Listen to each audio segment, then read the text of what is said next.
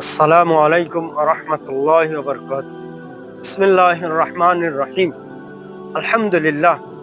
ঢাকা জেলার অন্তর্গত সাভার উপজেলার জাতীয় স্মৃতিসৌধের পশ্চিম পার্শ্বে শুকরান মৌজায় নয়ারহাট সংলগ্ন একটি দ্বীনী কওমি মাদ্রাসা 2020 সনে প্রতিষ্ঠিত হয়।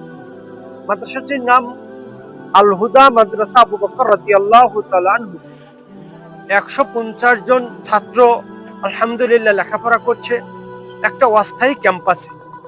এই মাদ্রাসার জন্য এক হৃদয়বান ব্যক্তি আবু বকর সাহেব 10% জায়গা দান করেন।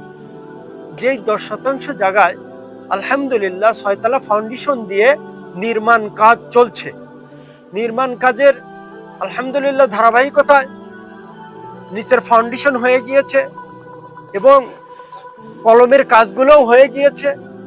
এখন ছাদের ঢালাইয়ের কাজ বাকি আছে। এই ছাদ ঢালাইতে প্রায় 12 টন রড লাগবে, 22,000 ইটের খোয়া লাগবে, 500 বস্তা সিমেন্ট লাগবে। আলহামদুলিল্লাহ সিমেন্টের ব্যবস্থা হয়ে গিয়েছে, খোয়ার ব্যবস্থা হয়ে গিয়েছে।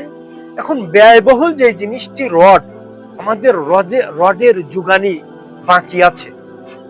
আমরা দিনদার মুসলমান ভাইদের নিকটে, হৃদয়বান ভাইদের নিকটে আকুল আবেদন করছি যে আমাদের এই মাদ্রাসার ছাদ ঢালাইয়ের জন্য রডের যেই কমতি আছে, আমরা আপনাদের কাছে সহযোগিতা চাই।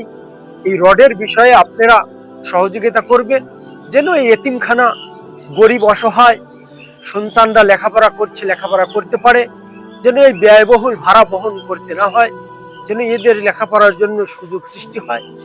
এই আকুল আবেদন আপনাদের কাছে রেখে এখানে আপনাদের কাছে নিবেদন করছি। আসসালামু আলাইকুম।